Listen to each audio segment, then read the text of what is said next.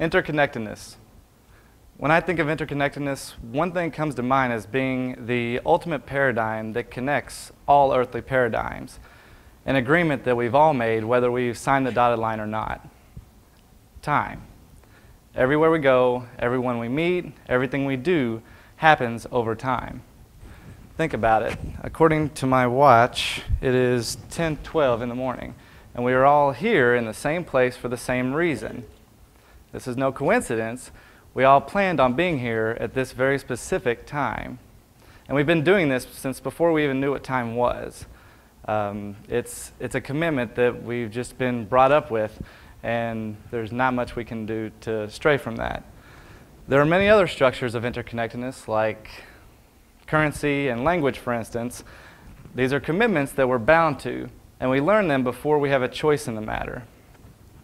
However, since our structure of time is so influential, and it literally plays into every decision we make throughout our lives, shouldn't it undergo criticism or be the topic of conversation from time to time?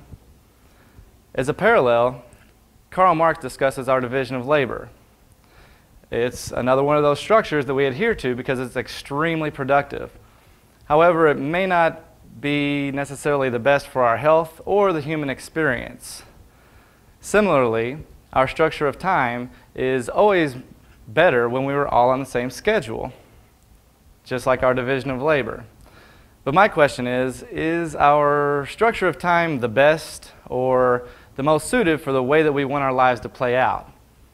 Is it this interconnected structure that causes high levels of stress and a burdensome relationship to time? When we break up our time, like most work weeks, our time automatically becomes finite. And this eliminates any chance that we have for a natural experience or a timeless sensation. And this happens all the time. And anytime we do actually have that, no pun intended, and anytime we actually do have that natural feeling of human experience, it very rarely goes uninterrupted by feelings of restraint or that feeling that we are running out of time. But our time structure wasn't always like that. It used to be a signifier of our place in the universe, a means of connecting us to the cosmos. But my question is there a better way to go about it? Dr. Ellen Langer is a psychology professor at Harvard. In 1979, she did an experiment in which she took a group of elderly men in their 70s and 80s on a retreat for 1 week. At this retreat, the entire place was set up as if it was 1959, a time when all of them were much younger. The place was set up as if it was 1959. They dressed like it was 1959. They played with objects from 1959, listened to music from 1959, watched movies from 1959, and talked about current issues as if it was in fact 1959. It was a mental time warp of sorts.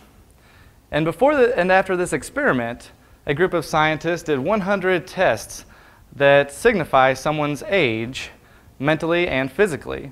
And across the board, all of them tested much younger physically and mentally.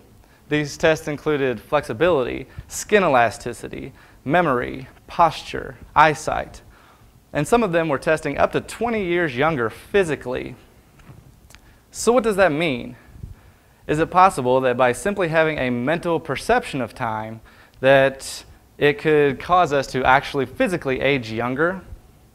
And if so, would it be possible for us to collectively shift from our current time structure, in which time equals money, more or less, to one that's more fitted for humanity, or better for the way that we want our lives to play out? In my opinion, it's worth a shot. But maybe in the case of time, this interconnectedness that we've all been discussing is both the disease and the antidote. Because we're so interconnected by this and it's so deeply ingrained, maybe it's impossible at this time to move on from that. But maybe not. But if it is, then maybe it's still able to be adjusted through our own perception of time. As an artist, I create durational sculptures that ideally adjust the viewer's experience of time, usually to slow it down a little bit. And if Dr. Langer's research means what it seems to, then by simply being aware of these moments when time passes by slower than others, or those feelings of boredom or anticipation.